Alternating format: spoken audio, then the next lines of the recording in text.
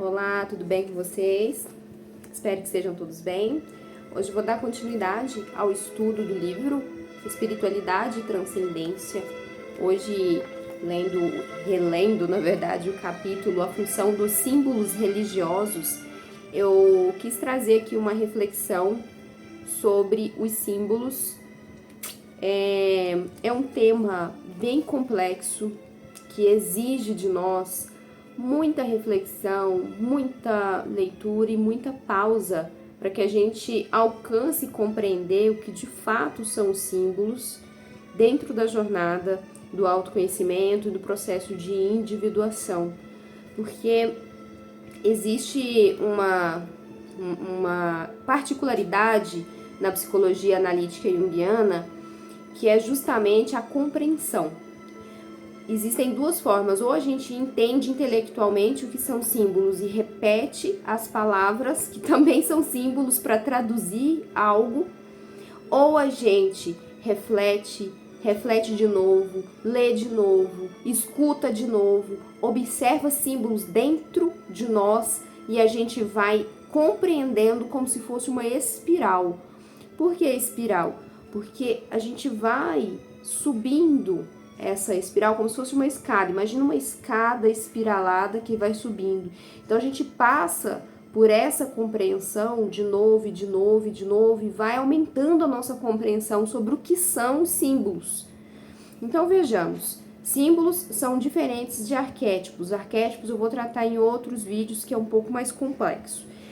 Mas no processo de individuação, para Jung, a pessoa que entra na ciência de si mesmo, de se auto-observar, se analisar e entrar no processo de integrar todas as suas partes dentro de si mesmo, parece algo tão abstrato que eu estou usando símbolos para traduzir um processo que chama processo de individuação, que é quando essa pessoa, esse indivíduo, começa a se auto-observar, se conhecer e integrar em si mesmo todas as partes. Conhecer o que está inconsciente, o que não está visto de forma clara. Conhecer a sua real natureza, conhecer e apalpar a sua própria alma. É algo muito profundo e é algo que precisa ser vivenciado todos os dias.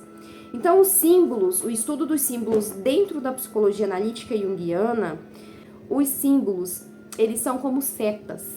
Setas que vão nos mostrando a direção para onde a gente deve ir, para onde a gente deve direcionar a nossa consciência para que a gente compreenda certos aspectos em nós mesmos. Então, por exemplo, quando uma pessoa sonha, ela recebe esses símbolos. E aí o que acontece? A interpretação dos sonhos dentro do caminho de uma pessoa que está rumo ao autoconhecimento profundo de si mesmo, não é o superficial, que existe uma grande diferença, profundo de si mesmo, essa pessoa precisa não apenas saber o que significa aquele símbolo especificamente, mas relacionar esse símbolo com o seu contexto, com as suas emoções, com toda uma gama de situações que essa pessoa está envolvida. Então não é tão simples assim interpretar símbolos. E especificamente esse capítulo que fala sobre a função dos símbolos religiosos, o Jung ele traz uma reflexão.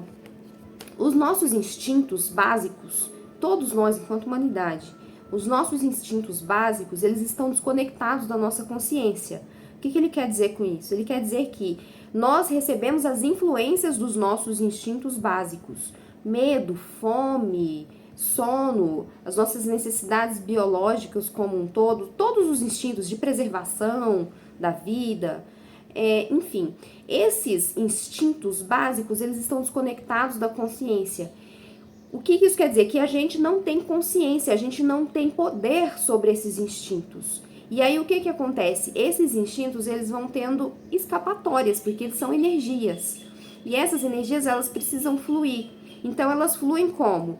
No caso das neuroses, elas fluem através de sintomas, por exemplo, sintomas de ansiedade, crises de pânico, etc. Ou numa pessoa que não tem nenhuma neurose, que já ultrapassou esse âmbito das neuroses, ela vem como variações de humor, muito intensas. Por exemplo, a pessoa, acontece alguma coisa, ela tá feliz, um momento ela já tá triste, outro ela já tá com raiva. Então, esses símbolos, o que a gente vai reunir todo esse conhecimento que eu acabei de falar, o que tem a ver tudo isso com o símbolo religioso e com os símbolos que eu comecei a falar lá no início? Porque uma pessoa que não se conhece não se torna senhor ou senhora de si mesmo. É uma pessoa que está simplesmente vivendo de forma automática, de uma forma mecânica, de uma forma simplesmente fluida, sem consciência. Então, uma pessoa que quando começa a se auto-observar, a se conhecer, a buscar as raízes das suas emoções, a buscar compreender a si mesmo de uma forma muito profunda, ela começa a ter contato com símbolos e começa a dar sentido para esses símbolos, começa a interpretá-los e esses símbolos dão sentidos, significados. No caso das religiões, esses símbolos e os mitos, eles não vêm por um acaso, eles não acontecem simplesmente por acontecer. Então, os mitos religiosos, eles vêm para trazer também esse significado profundo, para dar um sentido à existência. O Jung, ele traz muito o embate entre a religião e a ciência, porque é muito difícil para pessoas que são muito científicas, muito racionais, compreenderem para que isso, para que ter o sentido da vida. Mas veja bem, muitas pessoas, como Paulo de Tarso, por exemplo, só deixaram suas brilhantes obras porque elas se convenceram de que havia um sentido no que elas estavam fazendo. Então, para algumas pessoas, é importante ter esse sentido, ter esse significado. E esse sentido, esse significado, ele vem através de uma compreensão de um símbolo. Por exemplo, quando ele se convenceu de que ele tinha uma missão importante a cumprir, a deixar a sua obra. E assim, ele deixou de ser uma simples pessoa comum, corrente, e deixou um algo a mais que poderia inspirar outras pessoas. Pode ser para muitos uma banalidade, mas trazer um significado profundo também, a gente toca na alma daquela pessoa, daquele ser. E nem todo mundo precisa ter uma grande obra, tão grandiosa, para deixar algo para a humanidade, para poder ter sentido a vida. A existência, ela não precisa ter esse significado necessariamente. Uma pessoa que é religiosa, ela pode ver o seu significado numa figura, por exemplo, do mito do herói, ela pode encontrar em Jesus Cristo o seu símbolo de salvação e aquilo fazer sentido para ela. E esse sentido que passa a fazer para essa pessoa faz com que ela tenha a sua vida mais harmoniosa, uma vida mais leve, mais feliz, mais integrada com os seus objetivos de vida, de existência.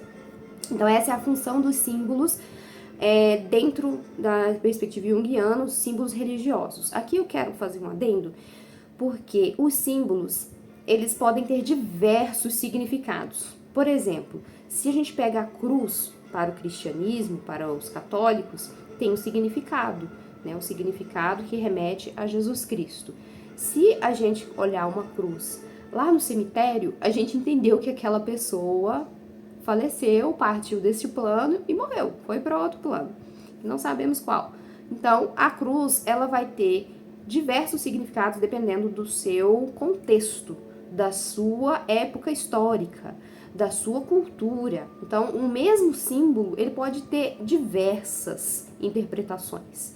O importante é a gente entender na nossa caminhada de autoconhecimento, de cientistas de si mesmo, que esses símbolos que vão aparecendo através dos sonhos, através de uma meditação, de insights, ou de sincronicidades da vida que a gente percebe, vê alguma coisa e entendeu que aquilo pode ser um símbolo para nós, é importante que a gente interprete de uma forma que faça sentido para nós, de acordo com o nosso contexto de vida atual, que é o que a gente está vivendo. E o símbolo, ele tem essa capacidade de transformar, porque a pessoa passa a ter insights, compreender algo sobre si mesmo, modificar padrões que muitas vezes estão lhe causando danos na vida. Um padrão de raiva, um padrão de sei lá, culpa, de relacionamentos abusivos.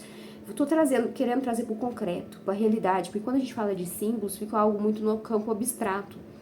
E a minha intenção aqui é sair um pouco desse abstrato e trazer para a vida real, porque esses símbolos, quando eles estão nesse abstrato, Porque nessas imagens que aparecem para nós, eles precisam transformar o concreto para fazer sentido, porque senão é só mais uma imagem, é só mais um símbolo sem um significado profundo por trás. Eu espero que tenha clareado um pouco sobre os símbolos e quero dizer, para finalizar esse vídeo, que os símbolos, eles são ponte. Eles são uma ponte. Olha, eu estou usando um símbolo para falar do símbolo. Olha que massa isso. Imagina uma ponte que a gente vai atravessar.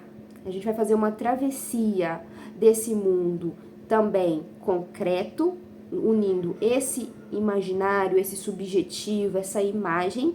Vamos fazer essa ponte para atravessar, para que a gente conheça quem a gente realmente é, lá no fundo, de fato, e que a gente tenha essa soberania em todas as nossas ações, os nossos pensamentos, as nossas atitudes, que sejam todas de forma consciente, equilibrada. Compreenderam? Captaram? Se não, deixa nos comentários que eu estou aqui para esclarecer qualquer dúvida, porque realmente é um assunto denso, é algo que a gente precisa viver diariamente, é algo que precisamos estar atentos, porque aqui estamos falando de coisas sutis, que são as nossas almas, a nossa realidade interna, e é muito complexo quando a gente fala sobre isso. Eu espero que tenha ficado claro. Um abraço e até o próximo vídeo.